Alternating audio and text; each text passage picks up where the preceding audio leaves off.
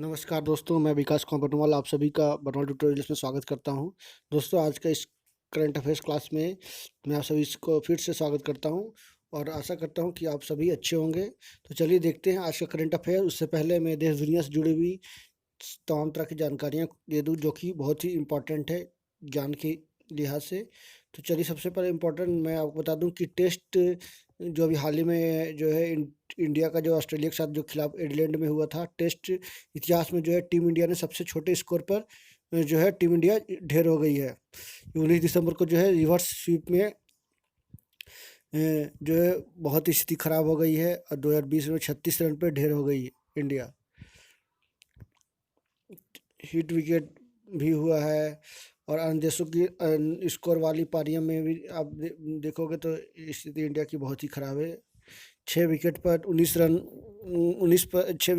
Run पर गंवाए हैं भारत ने। दहाई तक भी नहीं पहुंच पाया कोई बल्लेबाज एक तरह से देखा जाए तो। और कुछ मैं जानकारियाँ दे दूं। चीन का जो यान है चांग E5 ने जो है 731 ग्राम नमूना लाया है अंतरिक्ष से। तो ये सबसे बड़ा अभी तक का जो है सबसे ज़्यादा मात्रा में लाया है।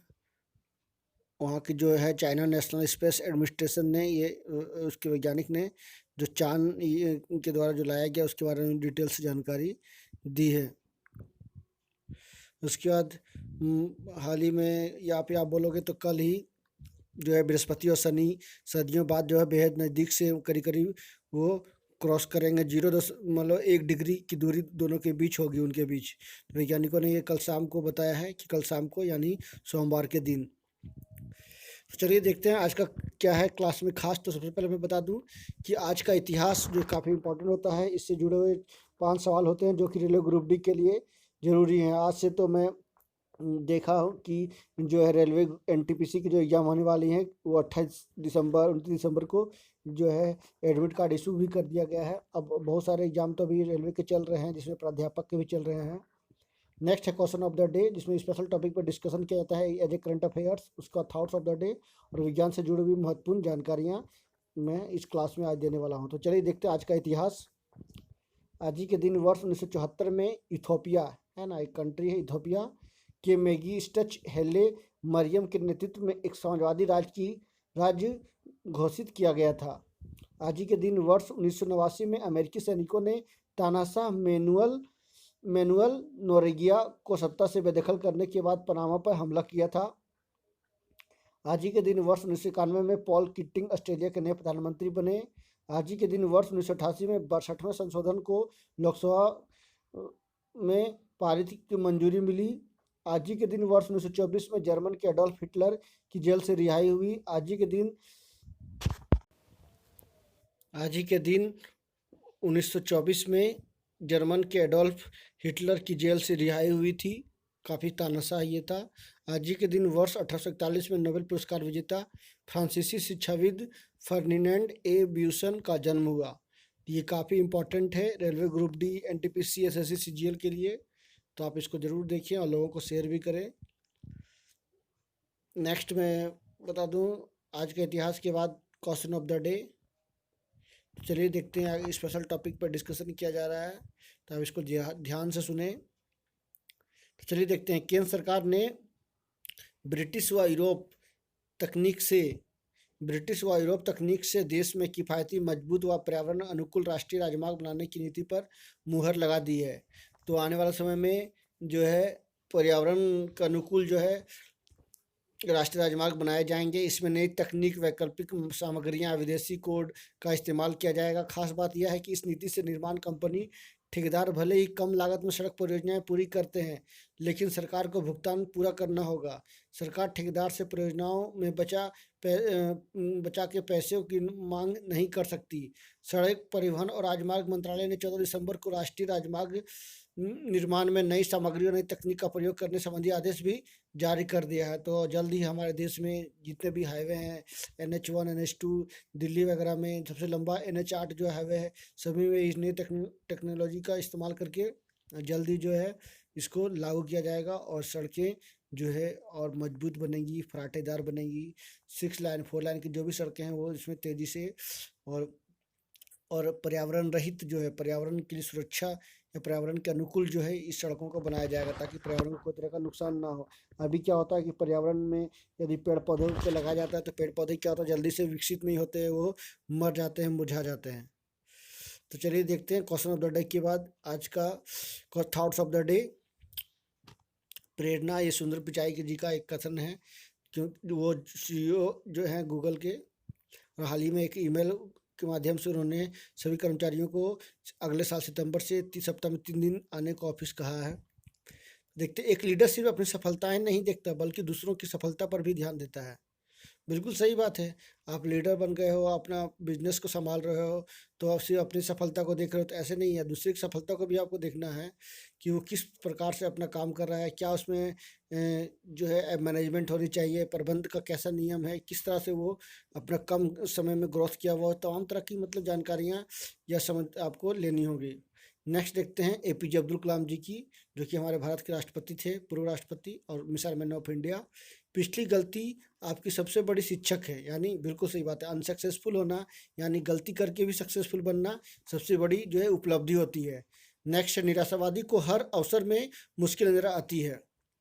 तो ये था मोटिवेशन लाइन। आई होप आप सभी को अच्छा लगा होगा, आप सभी अपने लाइफ में मोटिवेट होंगे, क्योंकि फटाफट आप जो है एकदम क्या बोलो बूस्ट अप कर लो अपने आप को, क्योंकि रेलवे ग्रुप डी का एग्जाम और एनटीपीसी का एग्जाम जल्दी आने वाली है।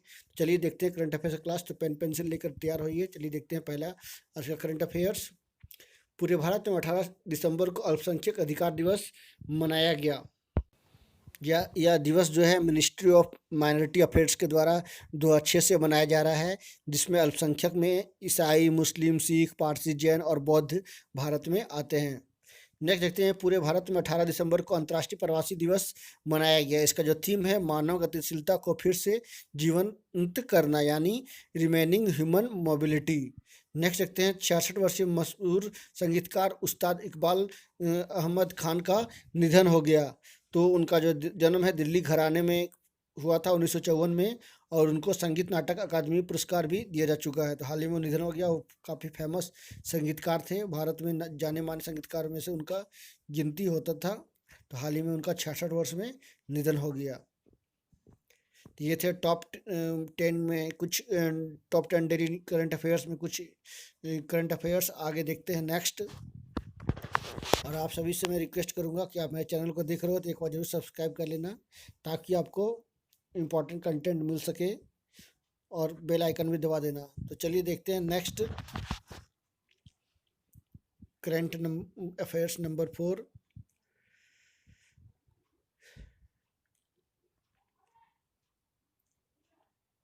भारत एएफसी एशिया कप 2027 की मेजबानी करेगा। ये काफ़ी इम्पोर्टेंट सवाल होगा, क्योंकि जो है भारत आने वाला 2017 में जो है मतलब 2017 में भी फीफा अंडर-17 विश्व कप का मेजबानी किया था। 2022 में फीफा अंडर-17 महिला विश्व कप का मेजबानी करेगा, और एएफसी महिला एशियाई कप की भी मेजबानी 2022 में करने वाला है। और 2027 में भी भारत एएफसी एशियाई कप जो है फुटबॉल कप जो है 2027 में मेजबानी करेगा। तो एक इंपॉर्टेंट करंट अफेयर से इसको जरूर याद रखें, ये नोट्स तैयार करें। नेक्स्ट देखते हैं, संयुक्त राष्ट्र अरबी भाषा दिवस 28 दिसंबर को मनाया गया। तो देख सकते हैं अरबी भाषा, संयुक्त राष्ट्र में जो असेंबली में जो 6 भाषाएं हैं, अरेबिक, चाइनीज, इंग्लिश, चाइनीज में मंदारिन आती है, फिर फ्रेंच, रसिया और स्पेनिश, ये 6 भाषाएं जो है मुख्य रूप से उसको यूनाइटेड नेशन में दर्जा दिया गया था, संयुक्त राष्ट्र में दिया गया है अभी भी। और भारत में देखा जाए तो हिंदी को ऐसा खास तवज्जो नहीं दिया गया, लेकिन कहा गया कि तीसरी जो है सबसे ज़्यादा बोली जाने वाली हिंदी है, लगभग 55% जो है आबादी भारत की हिंदी बोलती है। नेक्स्ट देखते हैं 2023 के एशियाई खेलों का आयोजन कतर, दोहा में, और 2034 की बात की जाए तो ये रियाद में होगा। नेक्स्ट देखते हैं, सुखविंदर सिंह सिंधु को भारतीय राष्ट्रीय राजमार्ग प्राधिकरण के अध्यक्ष के रूप में फिर से उनको नियुक्ति किया गया है। तो ये 1988 के उत्तराखंड के आईपीएस अधिकारी हैं, और जिनको 6 महीने का सेवा विस्तार दिया गया है, यानी फिर से जो है एनएचएआई का, national highway authority of India का अध्यक्ष इनको बनाया गया है। तो सुखविंदर सिंह सिंधु। नेक्स्ट देखते हैं, गुजरात सरकार ने किसानों व नागरिकों से जमीन हड़पने पर 14 साल की सजा का प्रावधान किया है। तो एक काफ़ी इम्पोर्टेंट जो है डिसीजन गुजरात सरकार के द्वारा लिया गया है, क्योंकि अक्सर देखा जाता है कि अन्य राज्यों में जो गरीब किसान होते हैं उनका ज़मीन जो है ज़बरदस्ती उनसे छीन लिया जाता है और वो केस फाइल भी नहीं कर पाते हैं और उनका ज़मीन को सस्ता में उनसे ज़बरदस्ती ले लिया जाता है। तो सरकार इस तरह का कानून, तो मैं तो कहता हूँ कि हर एक राज्य को अपनानी चाहिए ये लैंड बिल, ताकि जो है किसान मजदूर लोग जो हैं वो पूंजीपतियों के द्वारा शोषित ना हो सके और उनका ज़मीन जो है महफूज रह सके। तो एक बहुत ही बड़ा अच्छा डिसीजन लिया गया है गुजरात सरकार के द्वारा, और खास करके किसानों के लिए है विशेष तौर पर, और वहाँ के नागरिकों के लिए जो कि उनका जो ज़मीन जो है 14 हड़पने पे किसी के द्वारा 14 साल का सजा का प्रावधान कर दिया गया है। नेक्स्ट देखते हैं, भारत सरकार संसद के शीतकालीन सत्र को अगले साल बजट के साथ करवाएगी। तो बजट जो सेशन है में विंटर सेशन को यानी शीतकालीन सत्र को ऐड कर दिया गया है। कारण साफ आप समझ सकते हो कि कोरोना को देखते हुए इस तरह का किया गया है, और अभी से ही जो है सीतारमन जी के द्वारा, जो निर्मला सीतारमन जी हैं फाइनेंस मिनिस्टर, उनके द्वारा बजट का प्रिपरेशन तैयारियां शुरू हो चुकी है और आपको फरवरी में ही बजट आपको देखने को मिलेगा। इसमें काफ़ी डिफरेंट बजट होने वाला है, काफ़ी यूनिक होने वाला है और एक राहत की खबर होने वाला है लोगों के लिए, आम लोगों के लिए। तो हम सभी का इंतजार रहेगा कि बजट जो है एक आम आदमी का हित में हो, किसान मजदूरों और गरीबों के हित में हो और देश के लिए हित में हो, ताकि देश का विकास हो सके। क्योंकि कोरोना कारण से काफ़ी जो है रिसेशन झेल रही है देश, और अभी किसान का जो आंदोलन चल रहा है दिल्ली में, जिससे जो है ट्रांसपोर्टेशन का जो व्यवस्था ख़राब हो चुका है, जो मजदूर लेबर है उनकी स्थिति बहुत ही क्रिटिकल चल रही है। सरकार को जल्द ही इसका हल निकालने की ज़रूरत है, ताकि जो है 1 महीना से जो स्थिति है 24-25 दिन से, उसको सुधारा जा सके और देश को फिर से पटरी पर लाया जा सके। नेक्स्ट देखते हैं, चीन म्यांमार से लगती सीमा पर 2000 किलोमीटर लंबी कांटेदार बाड़ बनाएगा। कारण क्या है कि वहाँ के जो लोग हैं वो पलायन कर रहे हैं म्यांमार घुस रहे। इसी को देखते हुए चीन ने 2000 लंबी जो सीमा है उसमें कांटेदार बाड़ लगाएगी। नेक्स्ट देखते हैं, विज्ञान से जुड़े हुए 5 महत्वपूर्ण सवाल जवाब, जो कि काफ़ी इंपॉर्टेंट है रेलवे ग्रुप डी एनटीपीसी के लिए, प्राध्यापक के लिए, यानी जो भी रेलवे के एग्जाम हो रहे हैं उनके लिए, रेलवे एसएससी सीजीएल के लिए। तो चलिए देखते हैं आज का पहला, मानव स्पाइनल कॉलम 33 हड्डियों से मिलकर बना होता है। तो पीछे जो का जो बैकबोन होता है वो स्पाइनल कॉलम, उसमें 33 हड्डियाँ होती हैं ऊपर से नीचे तक। हवा में अम्ल वर्षा जो है सल्फर डाइऑक्साइड और नाइट्रोजन ऑक्साइड के छोड़े जाने के कारण होती है। सबसे पहले जो है अम्ल वर्षा की शुरुआत जो है चाइना में देखने को मिली। एक अति पुरानी मॉडल की पेंडुलम घड़ी यांत्रिक रूप से कार्य करती है। हवा एक तत्वों और यौगिकों का मिश्रण है, यानी air is a mixture of elements and components. Next देखते हैं, लड्डू को घुमाना, सॉरी लट्टू है ये, है लट्टू को घुमाना केंद्राभिमुख बल का एक उदाहरण है। मैं फोर्स के बारे में भी, सेंट्रीपिटल फोर्स, मैग्नेटिक फोर्स के बारे में मैंने बताया है, तो इसके बारे में भी बताऊंगा। तो ये था विज्ञान से जुड़ा हुआ 5 महत्वपूर्ण सवाल, जो कि railway group D NTPC SSC CGL तक सभी के लिए इम्पॉर्टेंट है। इसका आप नोट्स जरूर तैयार करें, सभी को मैं फिर से रिक्वेस्ट करूंगा। नेक्स्ट देखते हैं, घर्षण बल यानी फ्रिक्शन फोर्स। तो फ्रिक्शन फोर्स है क्या आखिरकार, तो चलिए जानते हैं उसके बारे में। जब दो वस्तु यानी 2 ऑब्जेक्ट्स या सतह को आपस में गति कराई जाती है, या 2 वस्तु या सतह को, जो जमीन का जो फर्श है उस पे उसको आपस में गति कराई जाती है, तो उस के विरोध में जो बल लग रहा होता है उसे ही घर्षण बल कहते हैं। जैसे जमीन है, उसके ऊपर एक वस्तु है, उसको उसको उस पर जो है गति करने के लिए उसको ढकेला जा रहा है। तो ये क्या हो रहा है कि एक फर्श को और वस्तु को दोनों का आपस में एक विरोध उसके ऊपर किया जा रहा है। तो इसी जो उससे जो बल उत्पन्न हो रही है उसी को घर्षण बल कहा जाता है, जिसको इंग्लिश में फ्रिक्शनल फोर्स कहते हैं। घर्षण की परिभाषा एक और बता दूं कि घर्षण एक प्रकार का विरोधी बल है जो वस्तु की गति का विरोध करता है। जब 2 वस्तुएं आपस में संपर्क में आती है तो उनके संपूर्ण संपर्क पृष्ठ में घर्षण बल कार्य करता है। यह बल वस्तु के समांतर या संपर्क पृष्ठ के समांतर कार्य करता है। तो देख सकते हैं पिक्चर में भी, घर्षण बल 2 प्रकार के होते हैं, स्थैतिक घर्षण और स्प्री यानी काइनेटिक घर्षण। घर्षण बल हमेशा गति का विरोध करता है, अर्थात जब किसी वस्तु पर बाह्य बल आरोपित किया जाता है तो घर्षण बल उत्पन्न होती है। नेक्स्ट चलते हैं, most important question for the railway group D. तो कल मैंने एक सवाल दिया था कि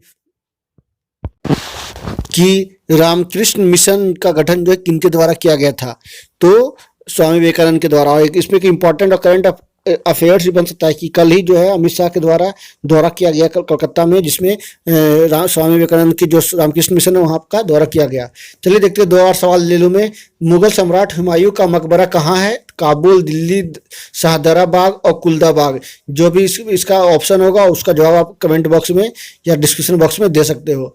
नेक्स्ट देखते हैं, अंतरिक्ष यान के अंदर अंतरिक्ष यात्री डैश वजन महसूस करते हैं। कैसा महसूस वजन अपना बॉडी का करते हैं?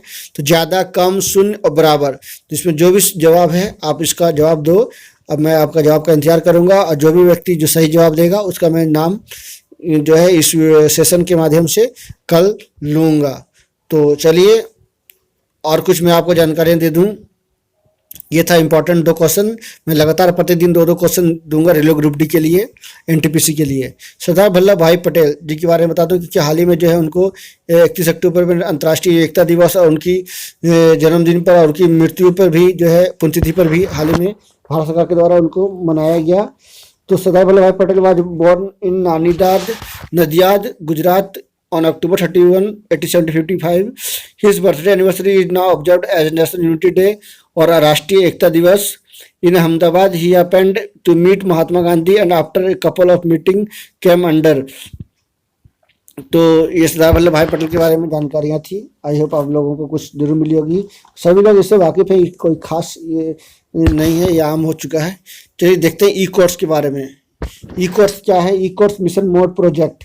मिनिस्ट्री जो है इसकी मिनिस्ट्री ऑफ लॉ और जस्टिस के द्वारा इसका वर्क किया जाता है। इम्प्लीमेंटेशन जो है नेशनल इंफॉर्मेटिक्स सेंटर यानी NIS के द्वारा, जिसमें सभी डेटा जो है वहीं पे स्टोर होते हैं। मिनिस्ट्री ऑफ IT है।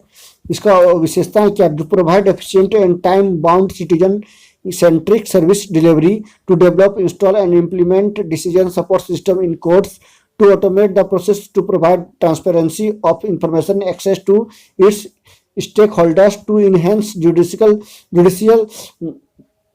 productivity both qualitatively and quantitatively to make the justice delivery system affordable, accessible, cost effective and transparent। तो काफ़ी सुपर था ये कि उनका जो भी एक मात्र एक देखा जाए तो एक पारदर्शी जो है लोगों को योजनाएं, लोगों को न्याय दिया जाएगा इस ई कोर्ट्स माध्यम से।